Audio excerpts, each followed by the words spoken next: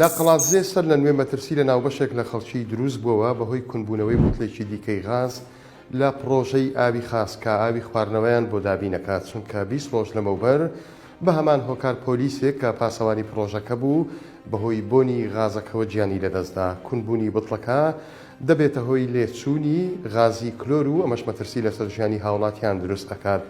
مارف مەحموود بەڕێوەبەری پرۆژەی ئاوی خواردنەوەی قەڵاتزێ کە ئاوی خاسی پێ ئەڵێن لە ڕێگەی 964ەوە داوای لە هاوڵاتیان کرد لە شوێنەکان نزیک نەبنەوە بۆ ئەوەی هەمان حاڵەتی نەخوازراوی ڕۆژانی پێش و دووبارە نەبێتەوە و تیشی ئێستا تیمەکانیان و بەرگری شارستانی لە شوێنەکەن و دەیانەوێت بە شێوێکی دروست تەلەفی بکەن و مەترسیەکان لە سەر ئەو پرۆژەیە کەم بکەنەوە.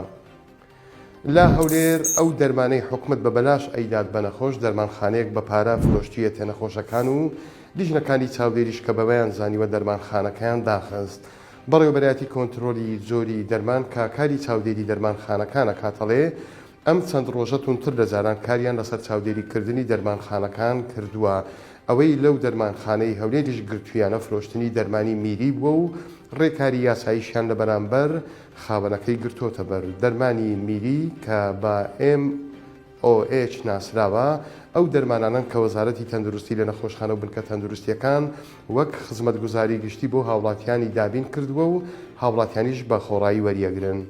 بۆ ئەوانەی خوازیاری گەشتکردن لە هەرێمی کوردستانەوە بە وڵاتی کوێت پێیان ئەڵێین بەم زوانە لە ڕێگەی گەشتی ئاسمانیەوە ئەتوان بە فڕۆکە سەردانیە وڵاتە بکەن. ئەم دەرفەتەی گەشتکردن لە ڕێگای کۆمپانیایشی کەرتی تایبەتەوە ئەنجام درراوە و دەتوانرێت بە شێوەیەکی ڕاستەوخۆ لە نێوان هەولێر و کوێت هاوڵاتیان گەشت و سەفەری خۆیان بکەن.